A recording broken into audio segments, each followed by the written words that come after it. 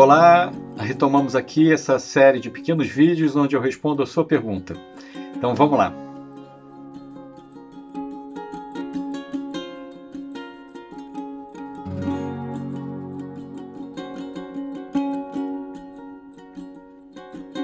Muita gente pergunta porque os próprios comentadores de Spinoza escorregaram nessa casca de banana sobre o determinismo na filosofia de Spinoza. Então, para início de conversa, Spinoza nunca usou esse termo. O determinismo como movimento, ele é bem posterior na história da filosofia. E mais, Spinoza não fala nada que leve à ideia de determinismo. Ok, a gente vai dizer, né, ou quem já leu Spinoza, ou se aula de Spinoza, como assim ele não fala nada? Tá, o que ele fala que é mal interpretado dessa forma? Ele diz que não existe nada sobrenatural, no sentido de que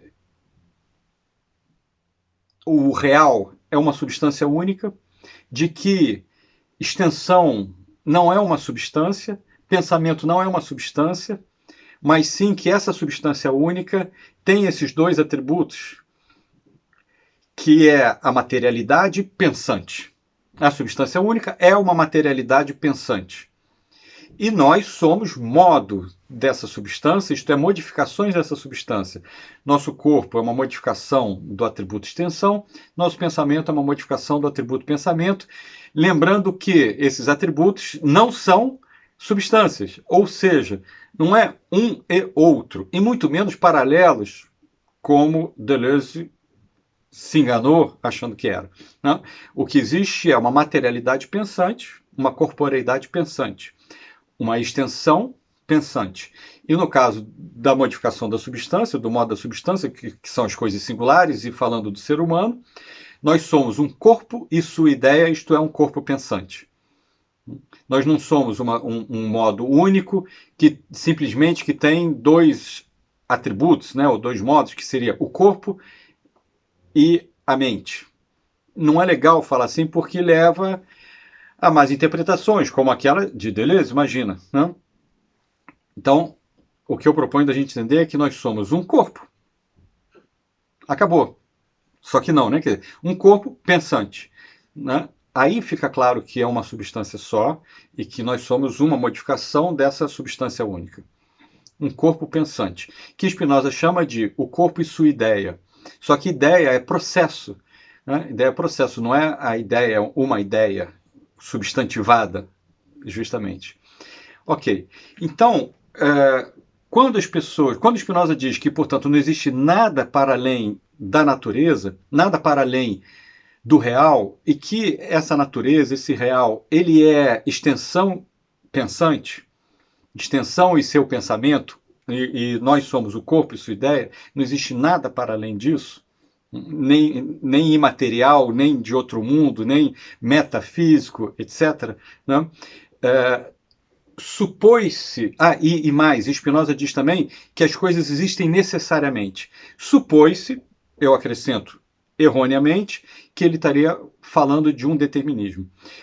Ora, os leitores, comentadores, estudiosos de Spinoza, ao lerem essas duas coisas, não existe nada para além da natureza, do real, e tudo existe necessariamente, eles, por não entenderem o que Spinoza estava dizendo, acharam que isso era sinônimo igual a determinismo. Por que não é? O que Spinoza está querendo dizer ao falar não existe nada além da natureza? Que só existe um real. O único mundo que existe é o mundo sensível. O que Spinoza está querendo dizer ao dizer que as coisas existem necessariamente? A mesma coisa do que ele acabou de dizer, que não existe nada sobrenatural, que o imaterial, o pensamento, não é algo que está fora do mundo sensível, não é um mundo das ideias, não é uma consciência imaterial, um pensamento imaterial que está fora do mundo. Quando ele diz as coisas existem necessariamente, ele está dizendo uma obviedade fundamental e, por incrível que pareça, revolucionária da compreensão, mas é uma obviedade. Quando ele diz, repito, as coisas existem necessariamente, significa o quê? Ué, se isso está existindo, existe. Se isso existe, existe. Ou seja, vamos pensar no senso comum. A ideia de assim, as coisas deveriam ser diferentes. Eu não aceito que isso seja assim. Eu não aceito que tal coisa tenha acontecido. Ok, você pode não aceitar, mas não é um fato, né? Aí, ok, você pode transformar o seu sentimento em relação a esse fato, você pode transformar a sua interpretação desse fato. Mas pensar que as coisas poderiam ter sido diferentes a posteriori, né? Quer dizer, aquilo que já aconteceu poderia ter sido diferente. Isso é pura imaginação, né? Segue o meu desejo, a minha dificuldade de lidar com algo que aconteceu ou que acontece no presente e que me desagrada, que me contraria, que contraria o meu desejo, minha vontade, que me afeta mal. Aí eu posso pensar, ok, puxa, só que em geral as pessoas não pensam como seria bom que tivesse sido diferente ou que fosse diferente. Em geral as pessoas pensam, eu não aceito como é. As coisas tinham que ser diferentes. Elas deveriam ser de outro modo. Esse pensamento é simplesmente uma negação, uma denegação do real. É nesse sentido que Spinoza diz que as coisas são necessariamente, evidentemente. A interpretação dos comentadores foi: se as coisas são necessariamente, elas não poderiam ter sido diferentes. E não é isso que Spinoza está dizendo. Explico. Se a gente pensar em relação ao futuro, Spinoza não está dizendo as coisas serão de uma certa maneira que está pré-escrita. Não é isso que ele está falando. Ele está falando, uma vez que algo existe ou que algo acontece de uma certa maneira, algo aconteceu de uma certa maneira. Deu para entender a diferença? Ele não está falando predição. Quando se fala determinismo, está se falando de predição.